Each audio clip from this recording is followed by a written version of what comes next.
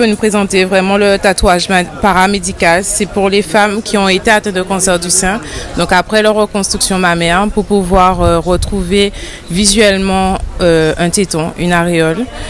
Alors comme sur les photos, on voit qu'il y a la photo initiale ici, l'image initiale, et ici sur la peau synthétique, j'ai pu reconstruire en tatouage le téton à l'identique. Et donc c'est ce que je propose aujourd'hui à titre d'informatif aussi, parce qu'en Guadeloupe, il n'y en a pas beaucoup qui font ça. Je ne sais même pas s'il y en a d'autres.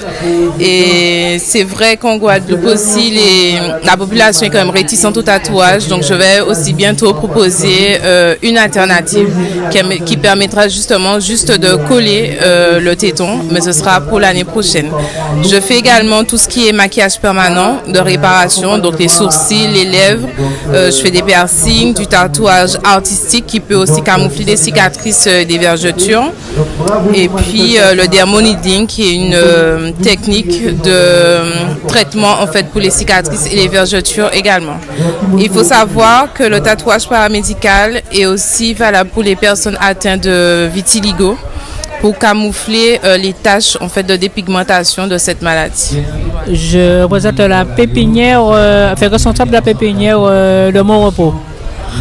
Si je suis venu aujourd'hui, oui, c'est juste pour accompagner l'association Phoenix pour l'Octobre Rose, voilà.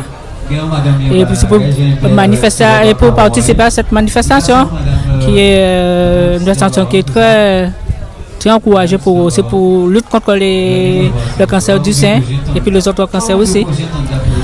Aujourd'hui, là, je représente une partie de la plante médicinale, les plantes médicinales et les plantes ornementales.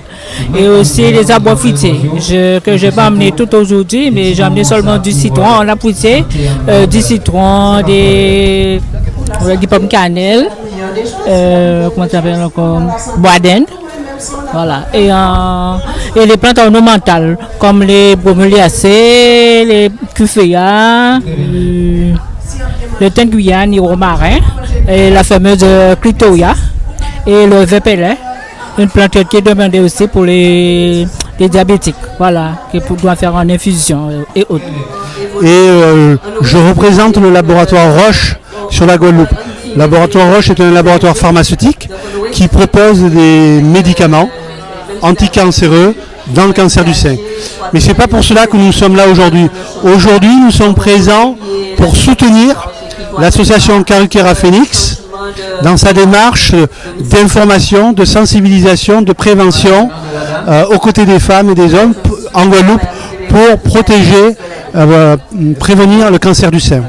Et donc aujourd'hui, sur mon stand, je propose des documents didactiques destinés aux patientes, aux personnes, pour mieux appréhender, par exemple, avec ce document, les facteurs qui agissent sur le cancer du sein, mais aussi des éléments importants d'information sur le parcours de soins du patient, sur le parcours chirurgical notamment,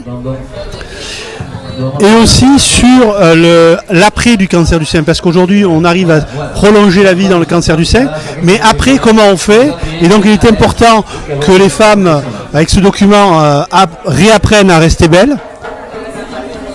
Avec, il y a d'autres documents sur comment préserver la vie de couple.